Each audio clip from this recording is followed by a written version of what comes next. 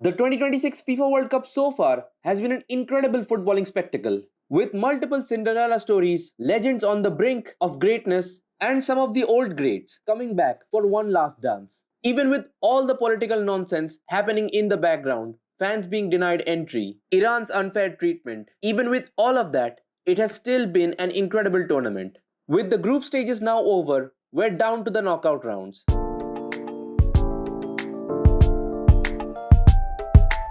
And for the first time ever, with the expanded 48 team tournament, the knockouts begin with the round of 32. Starting off with one of the hosts, Canada, taking on South Africa. The journey to the knockouts for both the teams had its ups and downs. South Africa, on one hand, getting off to the worst possible start, losing the opening game to hosts Mexico 2-0 with those two red cards to begin with. Then a draw against the Czech Republic, and then scraping out a magnificent 1-0 victory to knock out South Korea and simultaneously qualify for the knockouts for the first time in their history. On the other side were Canada, who were yet to win a game at the World Cup. Starting off their campaign with a 1-1 draw against Bosnia and Herzegovina, they walloped Qatar 6-0 with a hat-trick from Jonathan David, a result which proved to be enough for them in the end, as even with a loss to Switzerland on the final match day, they qualified second in the group to face South Africa now. And in this game, there were chances at both ends, and even though Canada had the upper edge, even while playing away from home in the United States, the South African defense held firm. At least that was the case for the entirety of the 90 minutes. As in injury time, Leamington Canada-born Stefan Estacio smashed in a rebound from the edge of the box to deliver Canada their first knockout victory at the World Cup and secured them a place in the round of 16. A historic day for Canadian football. Next up was Brazil versus Japan.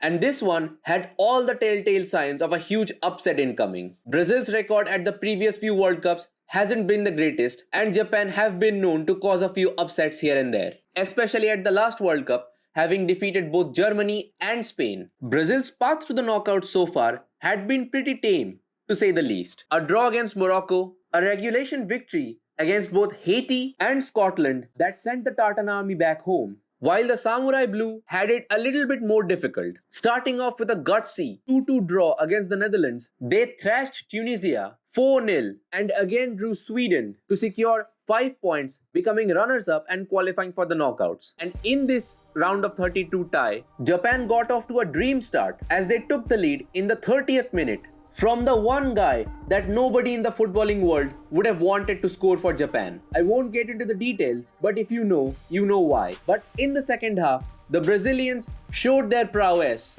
as Inter Miami-bound Casemiro scored in the 56th minute, and after having survived an onslaught of attacks from the Brazilians, one misplaced pass by Ao Tanaka in the 96th minute in injury time handed the perfect opportunity to Gabriel Martinelli to finish a wonderful comeback for the Selecao. And with that, the final whistle blew, and it was Brazil advancing to the round of 16.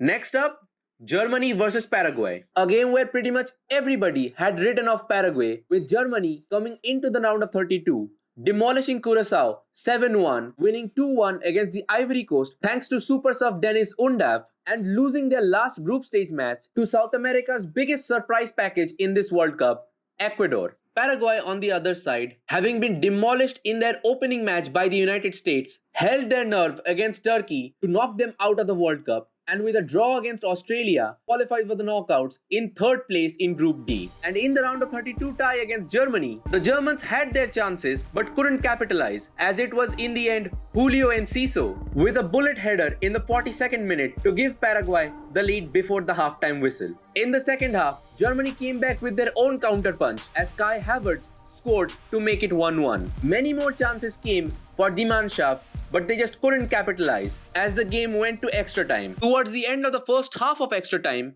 Germany put the ball into the back of the net, but it wasn't meant to be as the goal was ruled out by VAR. In the end, the match went to the penalties and the Germans looked like they hadn't prepared for them. Kai Havertz stepped up and missed the first penalty, and it gave Paraguay the edge to begin. Towards the end, multiple chances were missed on both sides, and as the shootout went to sudden death, an interesting scenario happened. For the sixth penalty, German captain Joshua Kimmich took the ball and asked his players who would step up to take that sixth shot, but nobody wanted to step up. None of the seniors. In the end, it was Jonathan Tah, a centre back, who in his entire career had never taken a penalty shot to begin with, who had to step up. He missed his shot, and it was Jose Canale of Paraguay who put his penalty into the back of the net, sealing Germany's fate out of the World Cup and sending Paraguay through to the round of 16. A historic day for Paraguayan football. And if there is one German in the world who is celebrating this Germany downfall, it will be Marc-Andre ter Stegen. Having been left out of the final squad for the World Cup by Germany after the return of the legendary sweeper keeper Manuel Neuer. And with the confirmed elimination of both Japan and Germany on the same night, added to the Italians already not making the World Cup, it was a bad day at the office all around for the Axis powers, because the last time it happened was in 1945.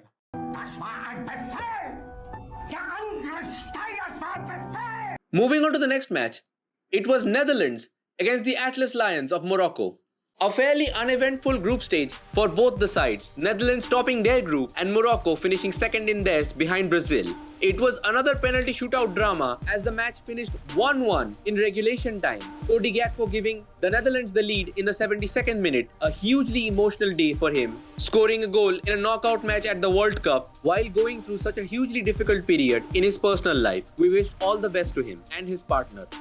But the Dutch just couldn't hold on, as in the 91st minute it was Issa Diop, the centre-back for Morocco, who put the ball in the back of the net and restored parity. 30 minutes of extra time couldn't separate both sides as the match again went to penalties. Plenty of misses and crucial saves made by both sides, as it was Crescencio Somerville of the Netherlands who missed his decisive penalty, and Ismail Saibari, fresh off a huge transfer to Bayern Munich from PSV Eindhoven, slotted his penalty home to send Morocco through to the round of 16 to face hosts Canada. The next day, it was Erling Haaland and Norway against former African champions Cote d'Ivoire. Norway finished second in their group behind France, having 2 regulation victories against Iraq and Senegal. Pretty much the same case for the Ivory Coast as well. 2 victories against Ecuador and Curacao, and their only loss coming at the hands of the Germans. In the round of 32, it was individual brilliance from Norway's Antonio Nusa in the 39th minute, as Norway took the lead before the first half ended. But the drama wasn't over yet, as Amad Diallo in the 74th minute restored parity for Cote d'Ivoire, and it looked like things were heading to extra time again for the third successive game. But the Norwegian Viking Erling Haaland had other plans. Scrambling to get the lead before the 90-minute mark, a ball was put into the box to Sander Berge, who squared it towards Erling Haaland, who barely had any idea the ball was coming to him. Almost comically scrambling the ball home, it was his touch that sealed Norway's fate, securing a knockout round victory for the Norwegians at their first World Cup back after 28 years. The Norwegians will now be Viking rowing their way all the way up to New York to face the mighty Brazil. Erling Haaland will have some familiar foes to vanquish again, as he will face Arsenal's Gabriel Magalhaes in the round of 16. Next up, the 2018 champions France against Sweden. The French came into the round of 32 of a flawless group stage with 3 victories in 3 matches, while on the other side, Sweden barely scraped into the round of 32, having barely qualified for the World Cup itself after a horrendous qualifying campaign, only to be saved by their performance in the Nations League. But there was no mercy or respite to be found in the round of 32 clash against France. The French have looked like they haven't even gotten out of second gear yet in this entire tournament, and still they were in cruise control the entire game. 2 more brilliant goals from Kylian Mbappe, continuing his record-breaking form for France and almost becoming Mr. Dependable in the World Cup, alongside another goal from French starlet Bradley Barcola, sealed a 3-0 victory for France and set up a round of 16 clash against Paraguay. Back before the 2022 World Cup, Kylian Mbappe had famously mentioned that South American sides were inferior to European teams because the level of competition in South America was much less as compared to Europe. That statement could again come back to bite him in the ass, as the French and their free-flowing footballing tactics will come up against the haram ball and low block of Paraguay. Up next, in the round of 32, it was the hosts Mexico taking on Ecuador. So far, L3 have had a perfect run in the group stages. 3 wins from 3, dominating every single game, playing at home in front of a packed house Mexican crowd. Ecuador, on the other side, came off a difficult start, having lost their first game to the Ivory Coast and drawn their second to Curacao 0-0. They needed to beat Germany, and they did so, defeating the Germans 2-1 in East Rutherford to secure their spot as one of the best third place teams in the knockouts. But it was anything but easy going for the Ecuadorians, as Mexico made their home advantage count with a decisive 2-0 victory thanks to two first half goals from Julian Quinones, Mexico's hero of this World Cup, and Raul Jimenez, who at the age of 35 is still prolific as ever for the Mexicans. Next up, it was England taking on DR Congo. Everybody expected England to qualify for the knockouts, and they did so pretty spectacularly. First in their group, 2 wins and 1 draw. The one draw being a drab 0-0 affair against Ghana. On the other hand, DR Congo were one of those surprise stories of this World Cup that we were talking about before. Having only made the World Cup once before in 1974, that too under the then name of Zaire, DR Congo qualified for their first World Cup under this name and made a historic start with a 1-1 draw against Portugal, followed up by a 1-0 defeat, and on the last match day, a crucial 3-1 victory against Uzbekistan to seal their place in the knockouts, where in the round of 32, they shocked the world, taking an early lead in the 7th minute against England through Brian Sipenga.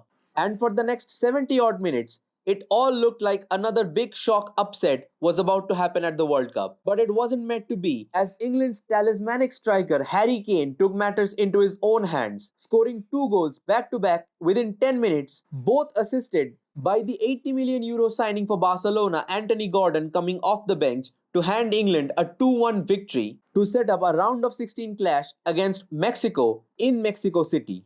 A game where England will truly find out the meaning of CONCACAF shenanigans.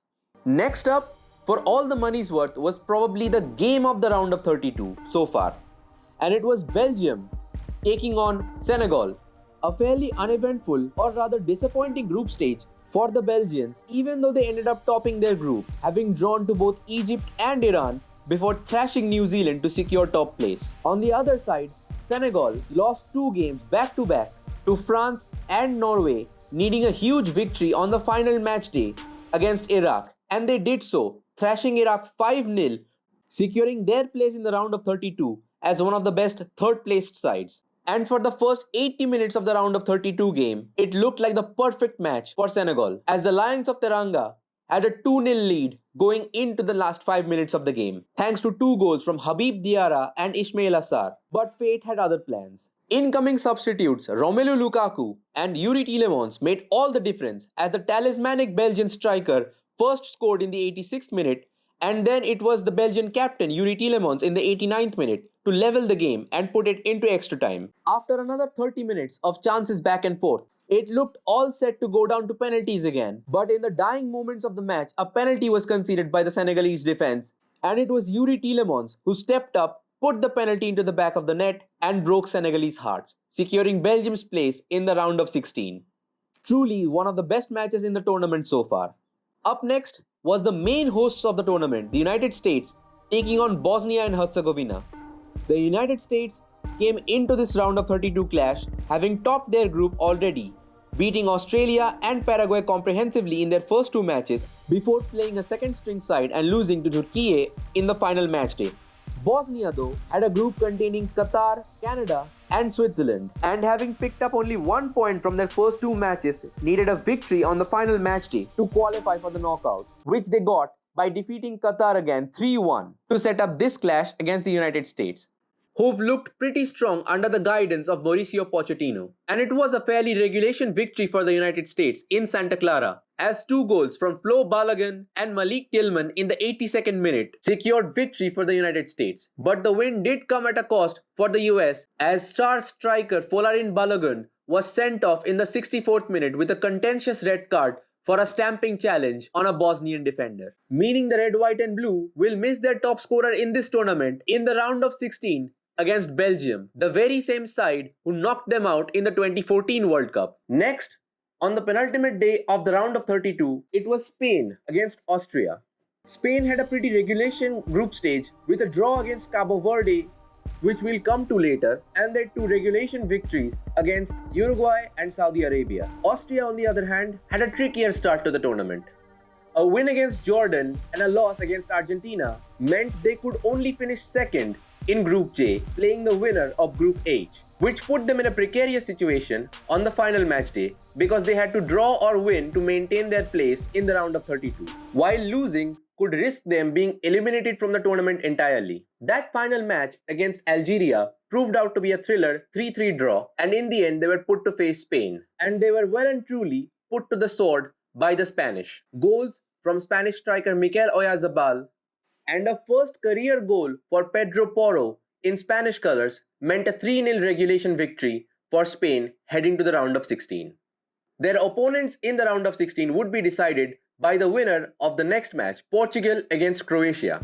Both teams finished second in their respective groups, Portugal having drawn to DR Congo in their opening match, drawing heavy criticism for their performance, especially that of Cristiano Ronaldo, who came back in the second one, putting two past Uzbekistan and declaring that he was back. But come on, let's be honest, it's just Uzbekistan in their debut World Cup. But I digress. In the final match day, they drew against Colombia and finished second in their group, while Croatia on the other side lost their first match against England by a huge margin and then picked up two big victories against Panama and Ghana to secure their place in the knockouts. And this game was a thriller, to say the least.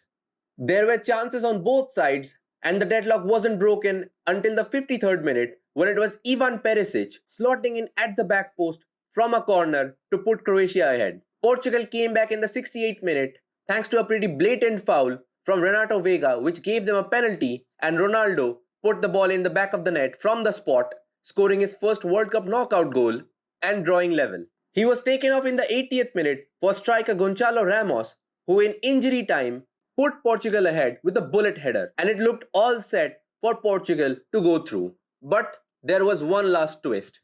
A huge amount of injury time was given, almost 10 minutes, and it was heart and mouth stuff. Towards the end, Croatia got one last chance to draw level. A free kick launched into the box, squared to the middle and put in the back of the net, but it was declared offside due to a hair follicle touching the ball, which put the Croatian attackers offside.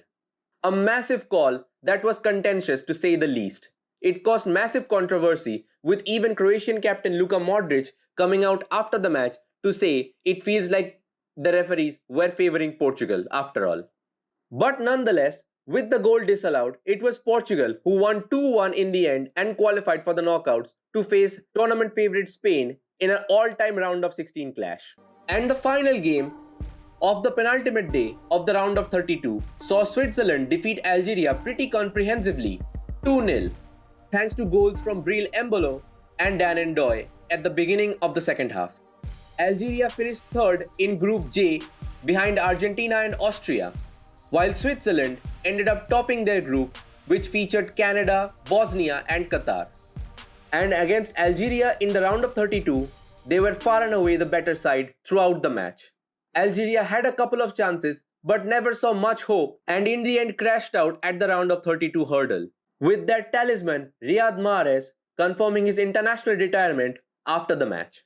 Now we come to the final day of the round of 32. First up, it was Australia against Egypt. Australia had a pretty bright start to the tournament, defeating Turkey at 2-0 on the opening match day, then going on to lose to the United States 2-0 and drawing their final game against Paraguay 0-0 to finish second in their group and qualify for the knockouts. Egypt consequently drew Belgium in their first match and defeated New Zealand in their second, finally drawing against Iran in a dramatic 1-1 draw to finish second in their group as well. And in the knockouts, there was very little that could separate the sides. 1-1 after extra time meant the match headed to penalties, where Australia missed their first and Egypt kept on scoring. On the fourth shot, interestingly, it was 18-year-old young promising centre-back Lucas Harrington who was handed the ball for Australia instead of all the experienced heads in the squad. The kid looked like a deer in headlights as he missed his penalty, while Egypt put the fourth spot kick into the back of the net and sealed their spot in the next round. And now we come to the game of the tournament so far. Argentina versus Cape Verde. On paper, nobody would have thought this would be much of a difficulty for Argentina, having come into the round of 32 with 3 regulation victories against all their opponents in the group stage, with talismanic captain and the greatest of all time, Lionel Messi, scoring in every single game and creating history with each goal along the way.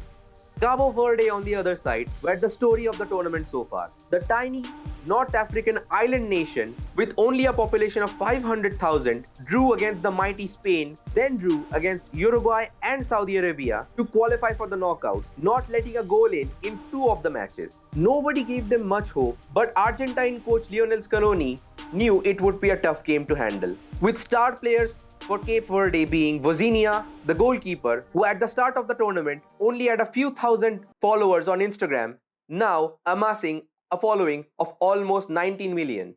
Alongside the LinkedIn specialist Pico Lopez, the Irish centre-back playing for Shamrock Rovers was reached out to by the Cape Verdean FA through LinkedIn, and he decided to join them, becoming part of this historic journey. We'll talk more about them in a video later on. But in the match against Argentina, things looked pretty normal as Lionel Messi put the ball in the back of the net in the 29th minute to give Argentina the lead at halftime. But in the second half, all of it came to a head. A goal from Leroy Duarte put Cape Verde in a position nobody could have ever thought of, drawing the world champions in a World Cup knockout game.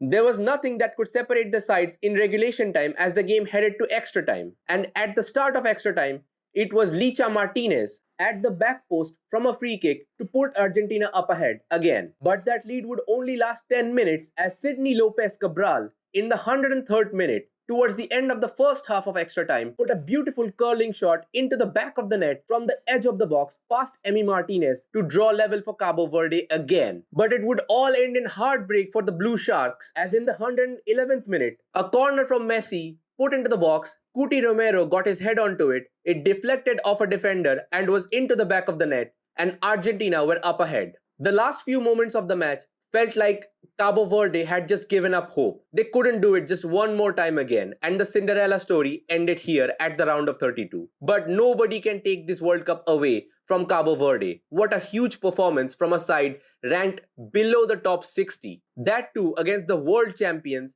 and the champions of Europe in the group stage. Take about Cabo Verde. But with that, the world champions Argentina progressed to the round of 16 to set up a tie against the Egyptians. And finally, to close out the round of 32, it was Colombia against Ghana. Colombia coming into the knockouts as group winners in a group consisting of Portugal, DR Congo and Uzbekistan. On the other side, Ghana made things difficult for themselves. After a victory in the first game against Panama and a 0-0 draw against England, a narrow defeat at the hands of Croatia meant they finished third in their group, and due to goal difference, they qualified for the knockouts. But in the knockouts, it was truly no match. Colombia were up ahead in the 14th minute and just never looked in any danger. And that will always be the case when in a World Cup of this caliber, your starting striker is Big Jordan Ayew, that too in 2026. The man played for Leicester City last season, who were relegated to the 3rd division. I mean, come on. He was the only striker in the entire tournament to not have a single shot on target the entire tournament round. Incredible. But with that 1-0 victory, Colombia progressed to the round of 16, setting up a tie against the Swiss. And with that, this brings us to the round of 16, and these are the ties up ahead. The most juiciest of them all will be that huge match between Portugal and Spain. Although the match between Brazil and Norway will be a close second. We'll bring you more of this and all the rest of the World Cup action in the videos in the future. But for now, that has been the journey of the World Cup so far. Many more twists, turns and huge upsets will be up ahead, and we'll be here to bring you all of that action and more in future videos. But for now, that's it from our side. If you've enjoyed this video, smash that like button and subscribe to the channel. It helps us out massively. And for now, this is Glitch Lab signing out. We'll see you in the next one.